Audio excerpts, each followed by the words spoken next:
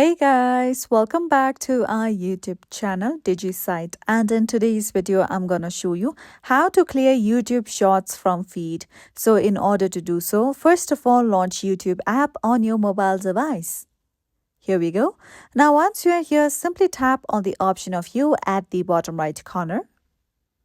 Okay, now once you come here, simply tap on the gear icon that is on the top right corner of your screen.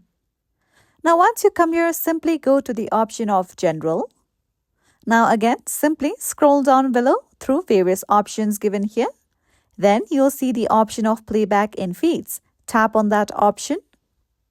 Now once you come here, you can see that the option of Playback in Feeds is selected for Always On. You have to simply select the option for Off. So now after doing all these steps, the YouTube Shorts on your feeds will be removed. So this is it for today, and at last, don't forget to subscribe to our YouTube channel.